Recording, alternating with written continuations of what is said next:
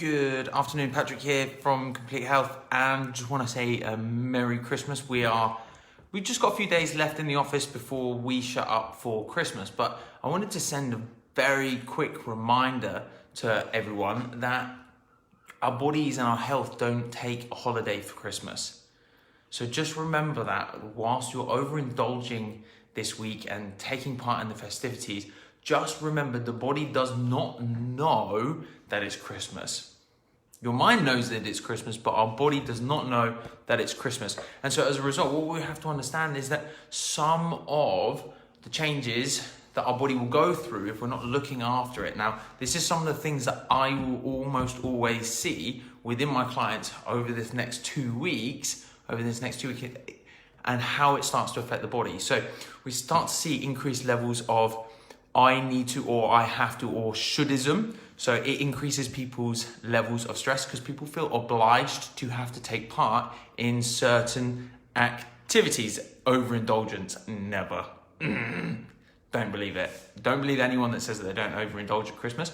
But what we have to understand is for all of this excess stress, the overindulgence, the extra stress, the lack of sleep, the excess alcohol, our body will have to actually have to cope with that level of stress. Now, ironically, what ends up happening is people overindulge at this period of year and then they try and take it all off during January.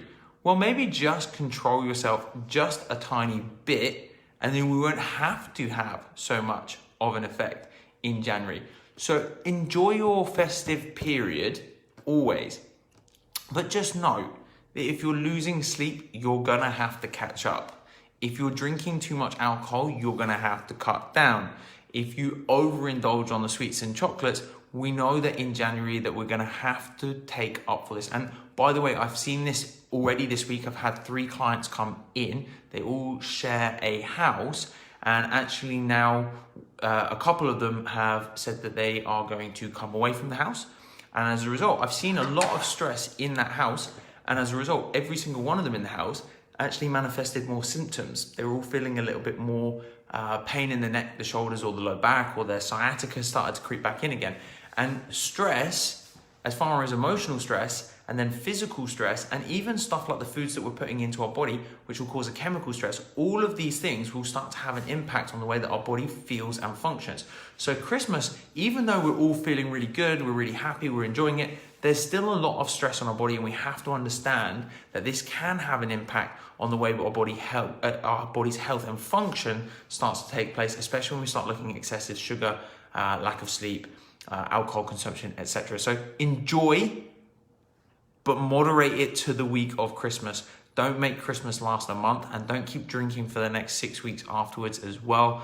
Try and, like Hayley said, have a little bit of control, have a little bit of respect for your body, because otherwise what's going to end up happening is we're going to end up having to pick up the pieces when it comes to January 2021. And we don't want to start 2021 like we have had to go through the whole of 2020 with more stress and more problems than we want to move on with.